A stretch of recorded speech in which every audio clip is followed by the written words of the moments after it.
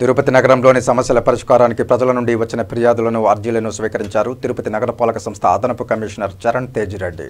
ఈ సందర్భంగా మాట్లాడుతూ సమస్యల పరిష్కారానికి కమిషనర్ దృష్టికి తీసుకువెళ్లి అధికారులతో మాట్లాడి కృషి చేస్తామన్నారు. తిరుపతి మున్సిపల్ కార్పొరేషన్ కార్యాలయంలో సోమవారం డయల్ యువర్ కమిషనర్ అర్జీలు స్వీకరించే స్పందన కార్యక్రమంలో అదనపు కమిషనర్ సూపరింటెండింగ్ ఇంజనీర్ తిరుమాలిక అర్జీలను స్వీకరించారు.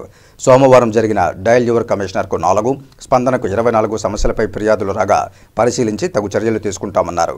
ఎయిర్ బైపాస్ రోడ్డులో రోబోటిక్ హోటల్ వద్ద రోడ్డును ఆక్రమించారని, ఎన్జీఓ కాలనీలో నివాస గృహాన్ని కమర్షియల్గా మార్చేశారని, దీనివల్ల లైటింగ్, సౌండ్ పొల్యూషన్, పార్కింగ్ సమస్య వస్తోందని, ఎస్వీ ఆర్ట్స్ కళాశాల ఎదురుగా ఉన్న ముస్లింల శ్మశాన వాటికలో ఒక షెడ్డును నిర్మించాలని, కాలువలు శుభ్రం చేయాలనే ఫిర్యాదులు అందాయి. ఈ కార్యక్రమంలో రెవెన్యూ అధికారి Sethumadhav, municipal engineer Venkataramareddy, health officer doctor Anvesh Reddy, veterinary officer doctor Nagendrareddy, planning అధికారులు శ్రీనివాసులరెడ్డి, బాలసుబ్రహ్మణ్యం, డిఈలు విజయ్ కుమార్ రెడ్డి, సంజీవ్ కుమార్, మహేష్, సుబ్బరాయుడు, మేనేజర్ చిట్టిబాబు, సూపరింటెండెంట్లు పి రవి, గాలి సుధాకర్, శానిటరీ సూపర్వైజర్లు చెంచయ్య, సుమతి, ఇతర అధికారులు పాల్గొన్నారు.